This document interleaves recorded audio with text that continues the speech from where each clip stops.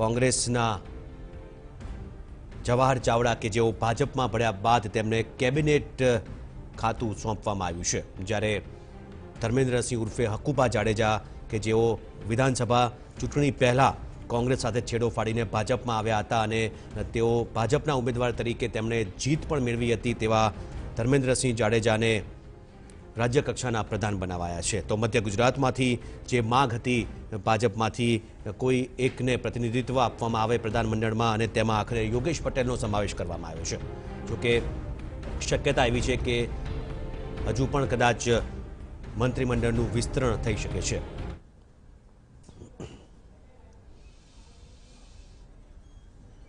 કે મંત્રી પદ મળે તો વિકાસના કામોને અગ્રતા આપશે, શું કહેવા માંગો છો જ્યારે આજે રાજ્ય સરકારના મંત્રી તરીકે શપથ પણ લીધા છે અને ભાજપનો કેસરીઓ પણ ગળામાં છે? સ્વાભાવિક છે કે વંદે માતરમ અને રાષ્ટ્ર ભાવના સાથે આગળ વધશો?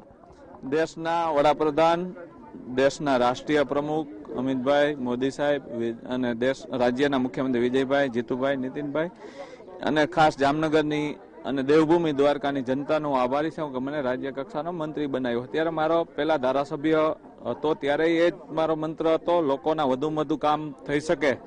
મંત્રી છું તો મારો ધ્યેય હશે અને આમ જનતાની સાથે રહીને વધુમાં વધુ વિકાસના કામ થઈ શકે એ મારો ધ્યેય કાયમી। અકુબા, લોકસભાની ચૂંટણી આવે છે, સ્વાભાવિક છે કે સૌરાષ્ટ્ર બાજુ પ્રતિનિધિત્વને મજબૂત કરવા માટેનો ભાજપનો આ પ્રયત્ન છે, સરકાર પણ માની રહી છે, મુખ્યમંત્રી પણ માની રહ્યા છે। આવનારા સમયમાં સૌરાષ્ટ્રમાં ખાસ કરીને તમારા બાજુનો મત વિસ્તાર છે તેમાં પકડ કેટલી મજબૂત થશે? કયા કાર્યોને લઈ તમે લોકો સુધી પહોંચશો?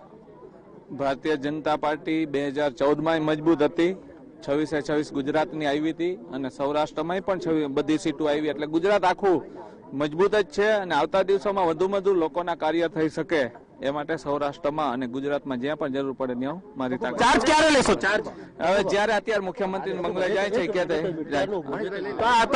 અકુબા જાડેજા, તેમનું કેવું છે કે તેઓ કાર્યોની સાથે આગળ વધશે અને ખાસ કરીને આવનારા સમયમાં લોકસભાની ચૂંટણીમાં ભાજપ પોતાની મજબૂત પકડ સાથે આગળ વધશે। કેમેરામેન મિહિર સાથે ભૌમિક વ્યાસ, TV9 ગાંધીનગર।